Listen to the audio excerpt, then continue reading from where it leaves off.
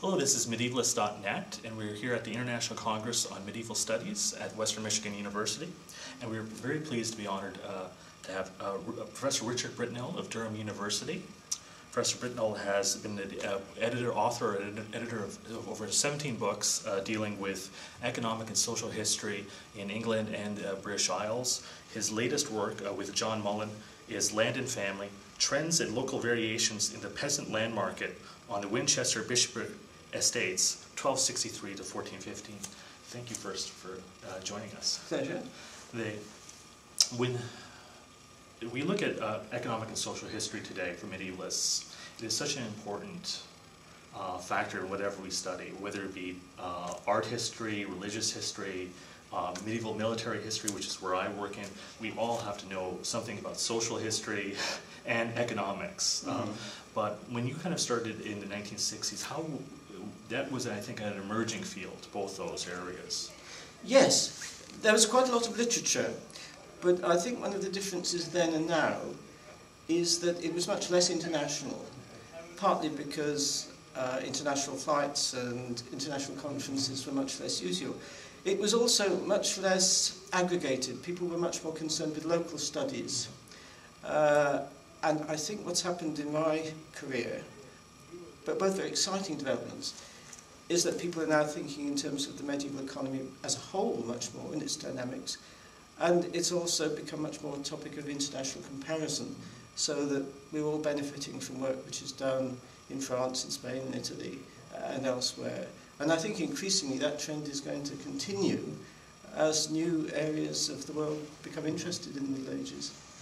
Now, your works will have a broad range where some deal with large macroeconomic issues, say like grain markets in England. Others deal with more specific places like Colchester and Winchester. Why do you kind of work between both those? So many scholars might just choose to focus in on one field, but you have this broader. Yes, I think I've always had that, partly because I enjoy very much working with records, and with records often they're from a very particular place, and the more you go into them, the more you find out about that particular place. But especially when one's teaching undergraduates all the time, one can't do that for much of the year. And most of the more general things I've done, on markets for example, have been drawn from secondary sources, published sources. And so I've always found it useful to have one topic which I use from my own books and library books, and which don't depend on having to get to an archive, and other projects which give me the fun of going and looking at original records. Speaking of original records, how would you describe when you go with go after stuff in Colchester or Winchester, and you look at them? What are the records? Are they similar to each other? Are they different? How would you describe them? They fall into very recognisable categories, and although different conventions are used by different institutions, the basic categories of documents, accounts, court rolls, charters, chronicles, they're all fairly standardised for most of the time, so that usually it doesn't take very long, especially if you're experienced, it doesn't take very long to find out what we're dealing with. Unless the institution is so maverick that you really can't quite fathom what it's doing or how it's doing it.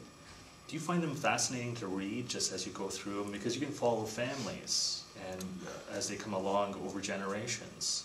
I don't generally work through them like that. I don't usually read them through. I normally know, and I think this is standard practice for economic historians, I nearly always know the data I'm looking for.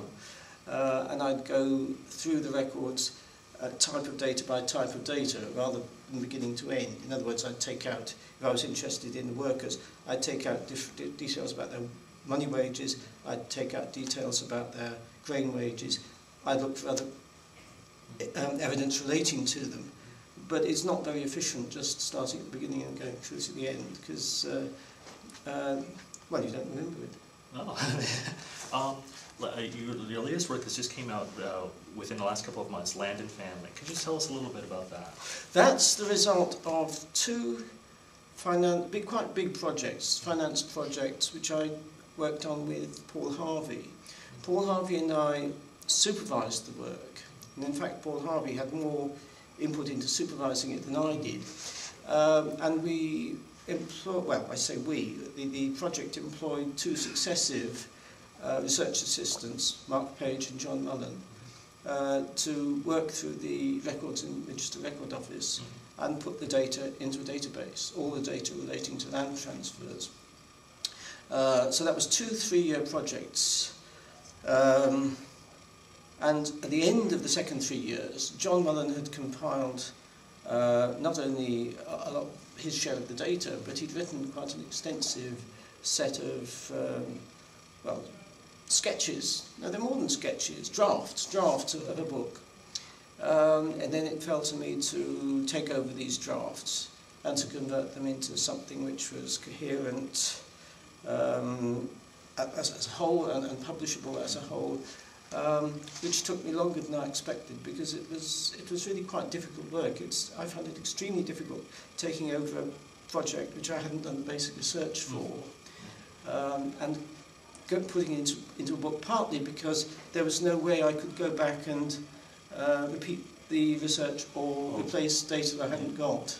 That had been a massive project, entering it into the computer. And as far as I was concerned, if the data wasn't there, I couldn't use it. So it was quite a frustrating and long project. Well, hopefully as a good fruit of it, it will be a successful and interesting read. Well, I was pleased with it. I was pleased with it. One thing which happened towards the end, the University of Hertfordshire Press accepted it for publication, and they accepted it into a series on regional history. And that was really very salutary because in order to accommodate it to the series, I had to focus it on the whole concept of regionals and regional variation. And that proved very productive. All sorts of ideas came to mind as a result of that. And although, on the one hand, you might think of it as trying to force the book into a particular mould, actually, it was much more productive than that because it focused the whole attention of the book onto something which is really very important and interesting. Can we expect any more projects in the next couple of years from yourself? Any kind of other work?